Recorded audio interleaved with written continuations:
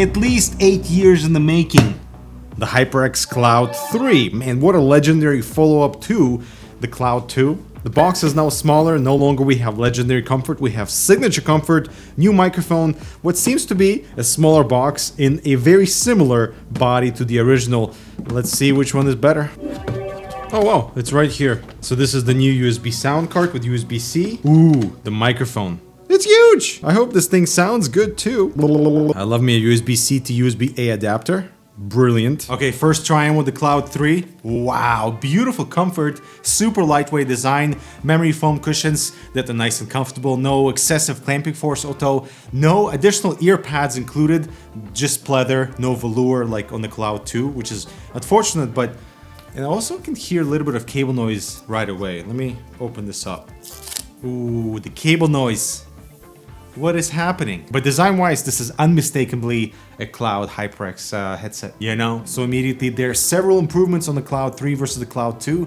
Number one, the biggest one is the comfort. So the clamping force is just right, they're super lightweight, and the ear cushions are thicker. The drivers are now angled to make sure that there's no contact with the interior wall, regardless of your ear size, your ear shape. And that's a huge improvement over the Cloud II, that when putting them on instead of the Cloud IIIs feel actually uncomfortable, and like surprisingly how much praise we're giving them when we have the Cloud III now. So putting on the Cloud II, you can tell immediately the seal is not as good, the ear cushions are not as good, and I don't feel as comfortable in these as I do in the Cloud III. The other improvement are the on-headset controls. So now we have a volume wheel that is dense with hard, min, and max stops. And we also have a mic mute button that somehow illuminates the microphone with a red LED so you know when it's muted.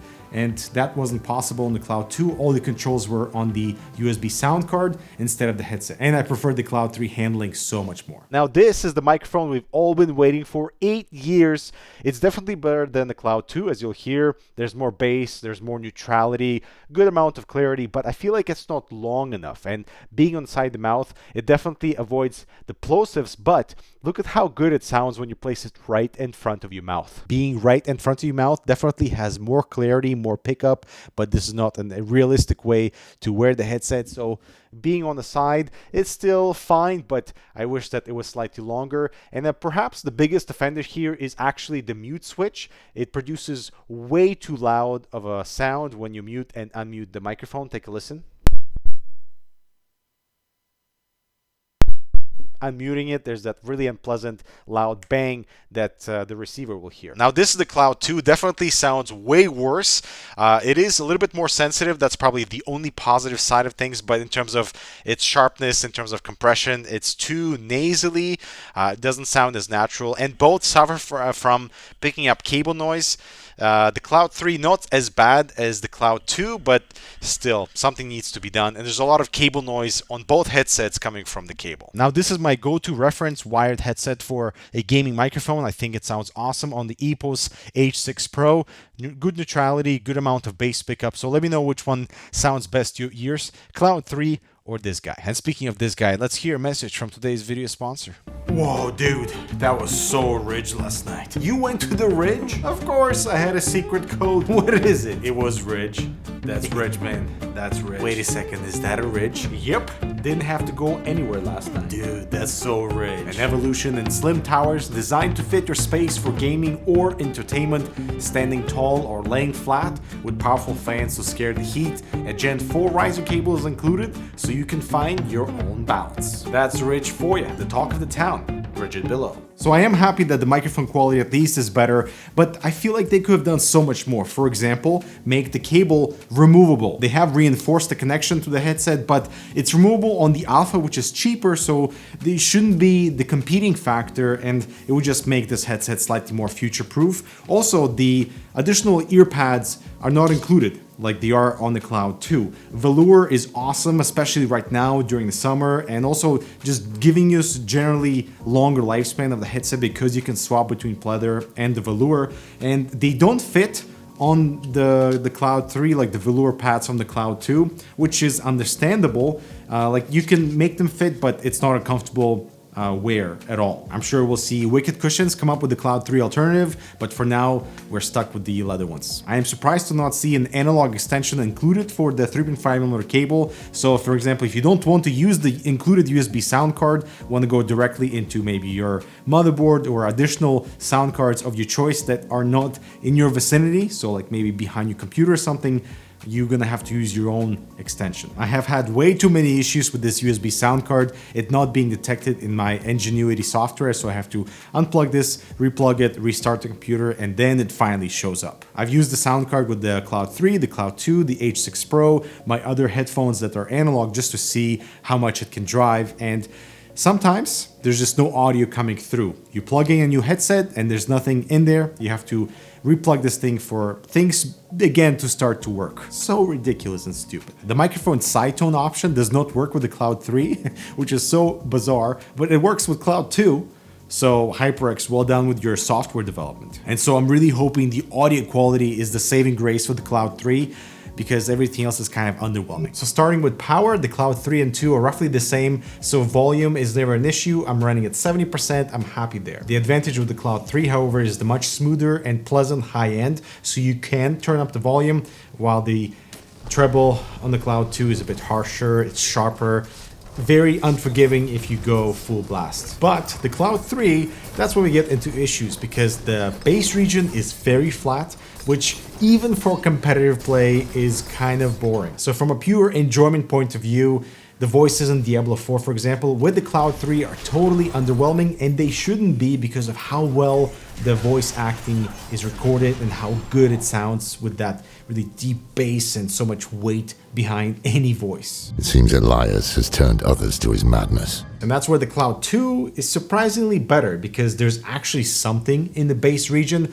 Both the Cloud 2 and the Cloud 2 wireless sound way more full on the low end versus the Cloud 3. But perhaps the biggest disappointment and letdown with the Cloud 3 is imaging, and the fact that this thing sounds way one-dimensional without having that pinpoint accuracy that weirdly we were so used to with the Cloud 2 series. So directionality with the Cloud 3 is totally off. So you know how in Diablo 4 you can hear which corner the monsters are coming from before actually seeing them, and that's where Cloud 3 is just, it falls apart, where Cloud 2 is very clear. You can detect which corner is what other audio cues are happening with the Cloud 2.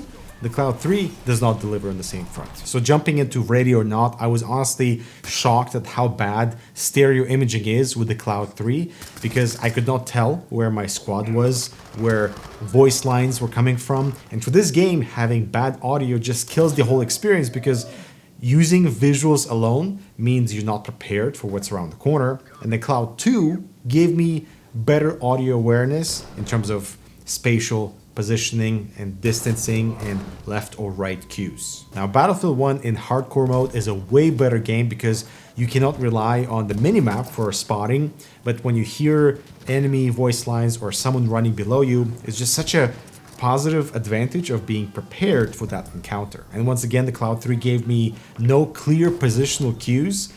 So like when a sniper misses a shot, with the Cloud 2 you know exactly how far that was, where it came from, if it passed on your left or the right. With the Cloud 3, not so much. Another example is when you fire the rocket gun, you can hear the projectile creating that distance from where you fired it with the Cloud 2. With the Cloud 3, it just sounds a little bit flat.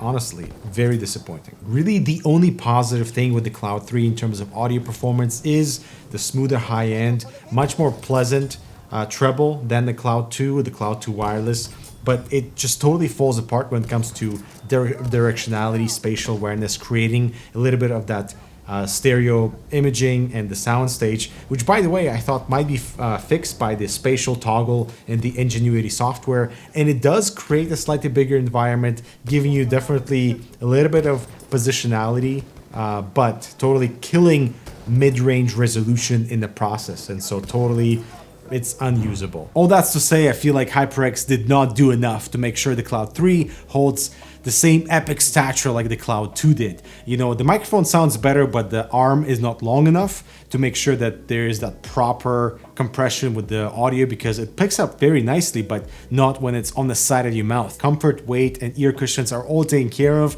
but no removable cable, no additional ear pads included. The USB sound card is full of bugs, at least with my working sample that works one day, it doesn't work the other day. And at $99, I feel like there's a lot of competition right now that you could potentially go for from SteelSeries, from Corsair, from Logitech even. We could shove this under the rug and say it's all because of HP buying HyperX, but I'm sure Cloud 3 has been in development for way before HP decided to buy HyperX in the first place. So I feel like they just didn't do enough to make sure this is just as an epic product, because HyperX has held such a good track record in the audio space with headsets, and I feel like this is one of their unfortunate misses, and I'm hoping that the Cloud 4 or the Cloud 3S or whatever they decide to go in the future is going to have proper implementation of the drivers that sounds good, because the main fault here is the audio quality. What did they do here? I prefer the Cloud 2 audio quality over this guy, even though the high end and the treble is nice and smooth for my ears. For those who have considered upgrading to the Cloud 3 over the Cloud 2, check out the link in the description for some other recommendations. But until then, I'm Dmitry. Thanks so much for watching. I'll talk to you in the next video.